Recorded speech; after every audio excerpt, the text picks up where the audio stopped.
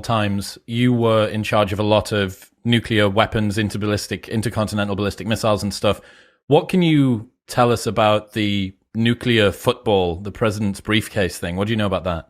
Yeah, that's another one of those areas that we don't, it's kind of a mystery in a lot of ways. But what we do know for sure is that inside the football is a code that authenticates that it is in fact a code that was dictated by the president. And it's really hard. Let me see. The way that the codes are carried, this is just a small piece of cardboard from my desk, right? The cards are actually cardboard like this. They're pretty thick. And they're encased in plastic. So if you've ever had like a glow stick that you party at a rave with, right? You know how you have to crack the plastic and then shake it up to get the glow? So inside the suitcase is a piece of plastic that's opaque, wrapped around a card, and on the card will be 6, 10, 12 code, the digits, the alphanumerics that show that it's an authentic code. So the president would have to open the case, take this out, with whoever's holding the case for positive control. The president would crack the plastic, take off the two sides of plastic, and then actually have the authentication code in front of him.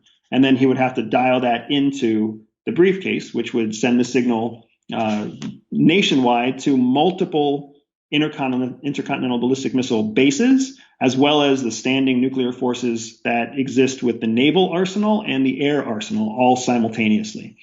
Again, it can seem archaic that it's all in a physical card inside of a briefcase, but that is the only way we can make sure that nobody can pretend or artificially hack into the system and trigger a nuclear response. Am I right in thinking that there's some sort of machine in there as well with something that you would turn, or is that just in the movies? Two keys that you turn, Mr. President, can you please make sure, and then press the button? That doesn't exist in the suitcase, the briefcase. The briefcase is there just to send a signal. It's a one-way transmitter. Right? He puts in the code, it transmits it out. The two keys that you're talking about, those actually exist with the nuclear officers who are sitting underground in charge of launching the nuclear missiles themselves.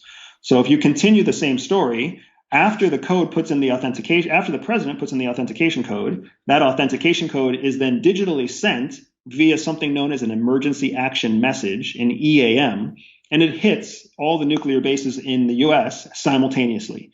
Red lights go off and every bunker, even if you're not one of the bases that would need to be able to fire.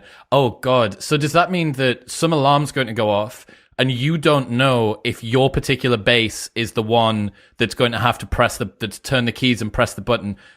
That is making all hell break loose for, I don't know, 300 operatives across the US or something.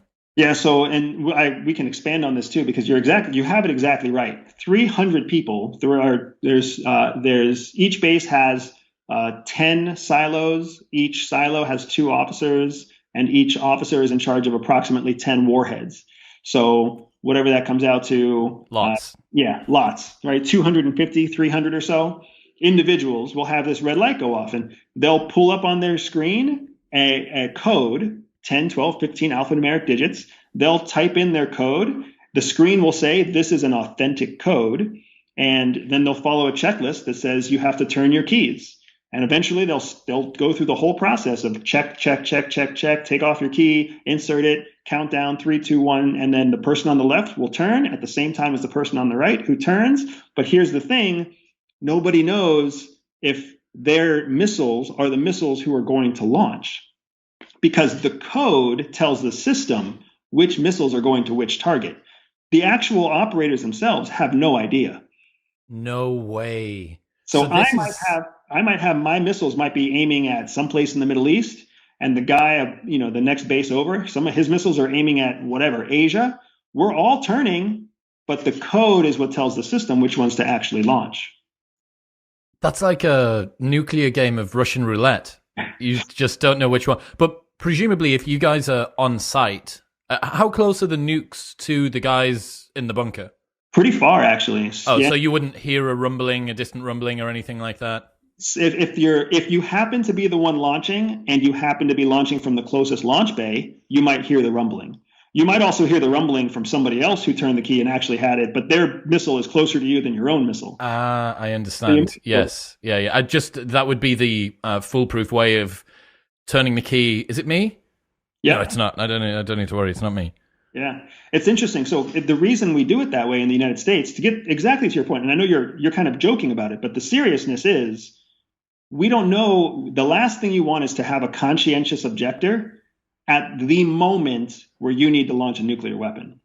So the way that they kind of keep the human safety element instead of making it something that could be hacked, the way they keep the element of having it be human based but prevent against the conscientious objector is they make it so that everybody has to turn, every time. And then the system determines whether or not who the target is. Now, to further add to that chaos, we get those emergency action messages about every 45 minutes. So they're not like on a shift of 8 or 12 hours. You're not sitting there quiet for 12 hours. Once every hour, you're getting an EAM, a red light, a siren that goes off that comes in and it gives you a code. You pull out a checklist, you go through everything, you find out whether it's an authenticated code or not, and then you do whatever the authenticated code tells you to do. It's a constant drill because No way. so So, you never know. so they are constantly sending you decoy codes to put into the system. Oh my God.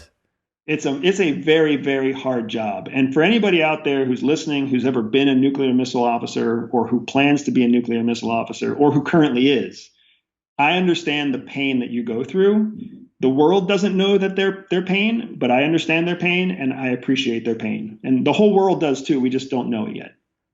There was that story I learned about the Russian operative who decided not to turn his key, even though he'd had the instructions passed down. And I suppose that's the conscientious objector situation you were talking about. Yeah, it's funny. There's a significant difference between how the United States structures their nuclear professionals and how Russia structures their nuclear professionals. So in the United States, we don't really have a say. Here's the other thing that's kind of crazy, right? If you're in one silo with your partner, Chris, and I'm in a different silo with my partner, if me and my partner like high five each other and we're saying, nope, we're not turning any keys. We're done. We're not playing this game. It doesn't matter. If you turn your keys, our missiles will still launch because the system controls everything. It's just looking for one authenticated pair out of the hundreds of pairs that are out there. It only needs one and then they're gone. So even though it's not the base that your missiles are aiming at, and the code is actually for another set of missiles, because you in your particular silo turned the keys, that sends the network a signal. Oh, so this is distributed as hell. You It's have very fully distributed. decoys in terms of the times that are coming through. You have the two people. So in terms of a conscientious objector, you've got pressure from somebody else. And then you've got this incredibly decentralized system that means only one pair. Dude, that is wild. And in Russia, they don't have any of that. In Russia, it's partly because in the U.S. your junior officers are the ones in charge of missile silos. Like these are guys 22 years old, 23 years old. It's their first job in the military, and they're carrying a nuclear key around their neck after going through 3 months of school on when to turn the key. Right? It's amazing. In Russia, it's the opposite. They are senior ranking officers who control the nuclear weapons. So in Russia, they have actual command and control of their specific warhead. So if Putin says launch and the person in charge of the missile is a conscientious objector, he won't launch. He can go to jail or he can do whatever, but he has the right not to press the button, not to turn the key, and nobody can turn the key for him, right? It's a completely different model than ours, junior officer versus senior officer. There's no space for conscientious objectors on one side. There's space for dissent on the other side. And part of it's due to modern technology and everything else, but it's a very different world on the other side of the pond.